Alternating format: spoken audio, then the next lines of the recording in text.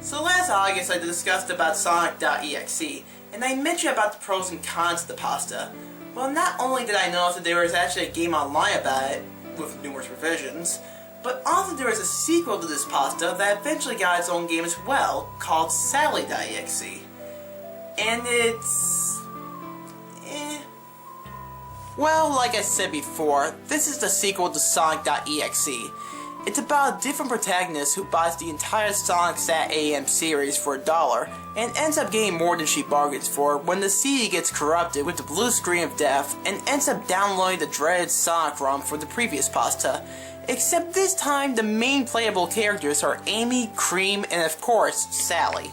Not unlike the previous pasta, it has its cliches, and for the most part, it's pretty realistic except for a few things. One, having older episodes of Sonic SATAM available only for $1. Although to be fair, it was a cheap DVD that someone probably made, so that makes some sense at least. And number 2, the damn plushie at the end. Granted, it was used in the last pasta, and I guess the new author wanted to continue on the theme of kill the dolls. Besides that, this pasta itself is okay, I guess, but to me it's nothing too notable. The game, on the other hand, was actually pretty well done. Obviously, they couldn't get it so they can add animation to the original show, but they did their best to recreate the story as much as possible, so kudos to them. Also, near the end of the pasta, it describes a very sexual kind of kiss with Sonic and Sally, with tentacles coming out of Sonic and going to Sally's throat. I was starting to think this was some weird kinky Japanese porn or something. Some people might find this gross, but hey, there are people out there who want to hump ponies. But who cares, I ain't judging. So anyway, let's get this pasta on the go. I need to get rid of the CD that's stuck in my computer right now before an eyeless Sally pops out of nowhere from the side of the screen and no, too late. Molly, want to stay? Sure, I need a break from Sonic's tentacle kisses. They're good and all, but damn, my throat can get sore. Have you guys done nail yet? I am a big fan of the Sonic the Hedgehog series. Like a lot of people, I narrowed down to the classic Sonic the Hedgehog cartoon shows though, because I think the rest Sega had spawned was rat crap. Each to their own. I was browsing eBay the other day. I wonder if there would be any items about my favorite character from the series, Sally Acorn. Indeed, what I found was a plushie that was manufactured in Sega World of Sydney, which closed down due to the lack of visitors in 2006. Those Sally plushies were really rare, but I didn't have the money to buy her, and my parents would despise me for it. I examined the plushie for a while as the article came with pictures. This Sally even had a jacket. On it was written with a permanent marker, God. I don't really know what it meant, probably the initials of the child only her before they sold her. I clicked the back button to return to the Sonic Sally search, knowing I wouldn't win the auction anyway. I wanted to find another article that had appeared. Sonic SATAM cartoon all episodes was the price of $1 on Instant Buy. SATAM DVDs were never released where I came from. Bummer. So as happy as I was, I really wanted to rewatch the show and checked out the article. It had no description and no address from where it came from. You know, Germany or Canada or whatever. It was missing and the shipping price was stated to be free. I looked up at a photo of the article. It was just a blank CD. I decided to buy it anyway. Not just for the nostalgia, but the writing was great, and I loved Robotnik in the series. Well, it all started when the mail arrived. It arrived the next morning, oddly. It was a Sunday. I was happy to receive the episodes and immediately put the blank CD into my laptop, starting the DVD. Sadly, the DVD didn't start, but it offered me to show the files, so I opened the folder and saw a Sally.exe application. I was confused at it being an exe file, but I started anyway, and indeed it was playing a SATAM episode. The episode Hook on Sonics began.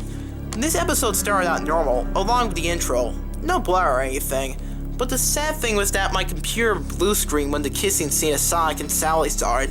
When Sally walks over to Sonic and kisses his cheek. He calls a kiss not so good and grants her a better one, and it was so cute too. The computer rebooted and I took out the CD, as I thought it malfunctioned and threw it away. I could have asked the person to give me my money back, but he can keep the $1 I gave him. I mean, it's just $1. I continued to normally browse the internet, speak to my friends on Skype and all. Nothing was wrong until when I was watching a random YouTube video, my cursor, the white arrow in case some of you don't know, started to completely spaz out. I disconnected my mouse, but the cursor continued to thrash around my screen. I even deactivated my touchpad and continued. Suddenly, it came to a stop and I carried on, ignoring what had happened. Soon, I found myself downloading a ROM for the Sonic the Hedgehog. Fun game. As soon as it had downloaded, I started up my emulator and began the game in windowed mode, but oddly, the complete screen was black. I shrugged it off and waited for the game to start. The familiar Sega jingle didn't sound. Well, it did, but it was slowed down so much that it sounded rather demonic and it gave me a cringe. The background remained black and Sonic didn't run past the logo. It faded to black and some text appeared. I first thought it was red font, but it looked like it was scratched into my computer screen. Up for round 2? I blinked and flinched as the main screen came on. The sky was a dark gray and the clouds looked dull and black, like right before a thunderstorm. The mountains were decayed and so was the logo. It looked partly rusted. I was amazed at the pixely detail, but it also scared me. Sega 1991 was now replaced with Sega 666, and the water was a bloody red. The familiar music wasn't played either. It was just a 16-bit mess of sounds. The demonic Sega occasionally mixed in. Instead of Sonic showing up, 2 characters appeared next to the logo, Tails and Knuckles. The sight of them terrified me even more. Tails' eyes were black and they were bleeding. His fur had become a dull gray black as well and had an expression of anguish on his face. Knuckles looked far worse. His red forehead darkened to a reddish gray, his dreadlocks were dripping with blood, and his eyes were black and bleeding like Tails, and he had a look of sadness on his face. Just then I noticed a new character pop out of the middle of the logo. A pink, bubbly little hedgehog poked her head out. At first she was smiling, but then frowned at what was around her. She looked confused and nervous, like she didn't really know what was going on. Amy Rose? I thought. What is this all about? Curiosity drove me to press enter. A short yet loud static noise sounded and the screen faded. I wish I hadn't done so. Kyle didn't want to play with me. The writing appeared again. What a shame. That I can play with you, right? The demonic Sega's jingle sounded again as for a split second. An image flashed.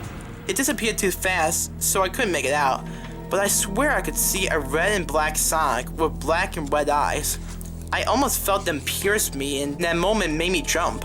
It didn't begin in Green Hill Zone Act 1, though. I wish it did. Instead, the title card read, Not Perfect Act 1.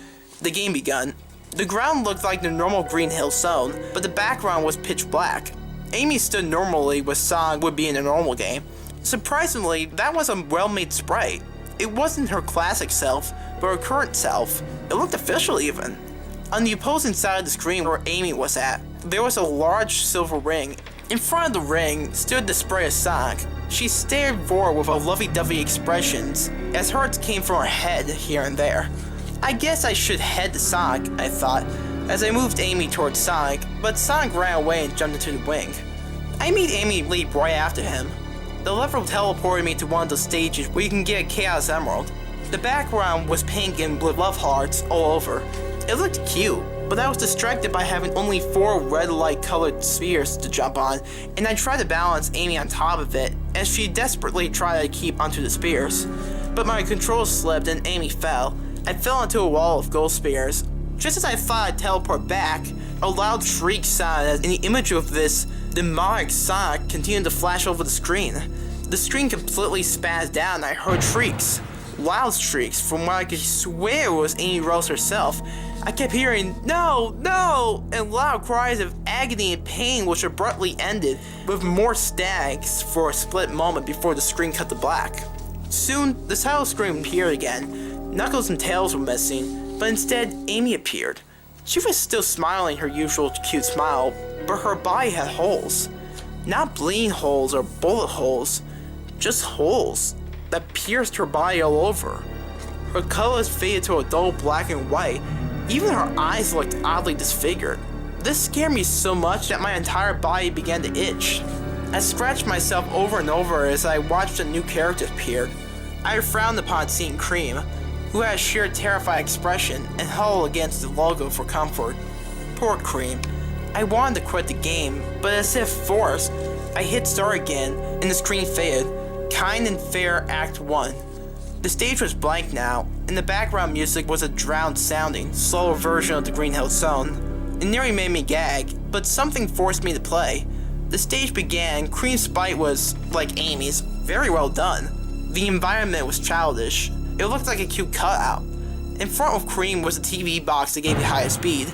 I made Cream crouch down and do a spin dash, and I dashed ahead, crashing the box. The level didn't change. The ground was a solid platform, and it seemed that Cream was going faster, and she kept crashing into more boxes, and more, and more. I noticed that the music had got completely out of sync, which scared me. Suddenly, Cream crashed into a wall of spikes. A loud splat sound, which didn't even sound like it would belong in a 16-bit game. Poor Cream was torn to shreds. Blood dripped from the spikes and the bloody rabbit as the background slowly began to melt in front of my eyes. The image flashed again and soon the title screen appeared. As expected, I was back in the title screen and Cream appeared with Amy. She did look scared, but her other eye was, how do I put it, droopy, dead, and bled with a black goo. Her ears were over her face and now instead of the back of her head. Her color scheme changed from brown and orange to a very, very dark purple and red. Her dress was a dull gray. Time for the third character. And God, did I want to cry and weep when I saw Sally.exe pop out of the goddamn logo, putting on her innocent smile as she raved towards me, like she didn't know what torture would happen to her. The game was so terrifying, yet so fascinating, but I wanted to stop real bad, but my hand wouldn't budge. I even started shaking. I wanted to reach for the power button, turn the darn thing off, but my hand just wouldn't move, and before I knew it, I had already hit start and the screen faded. It said, Blank Act 9. A sad, dull melody played in the background as the silhouette of the background and a sprite silhouette that resembled Sally appeared in front of a background that consisted of the whole group. Amy, Cream, Knuckles, and Tails and Robotnik appeared, all in their tortured forms, with a saddened expression. It also had Sonic, but in a nearly unrecognizable way. He had a wide grin on his face, with razor-sharp teeth. He was bleeding with black eyes. He had black eyes with red dots for pupils, which were bleeding. It looked like he would reach out to the silhouette in front of him. I tried to move Sally, get her out of there. Each wall wouldn't budge, and Sally would do a pushing animation. I stopped in the middle as, to my horror, the stage began to shrink and the black started to close in on Sally. I tried moving her again, but the walls wouldn't budge or move. I walked Sally back to the middle as the walls closed in on her.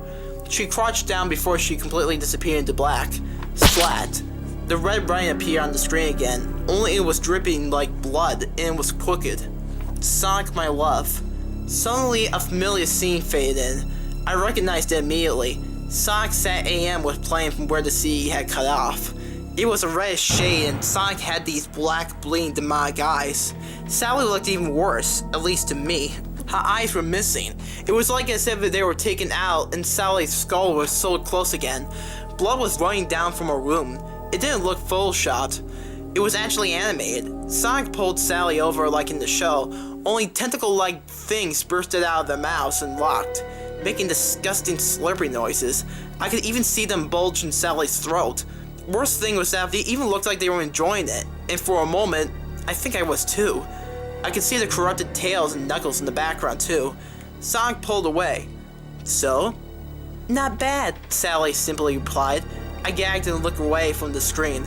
Out of the corner, I noticed something on my bed. On my bed was a Sally doll I saw on eBay, with its eyes missing.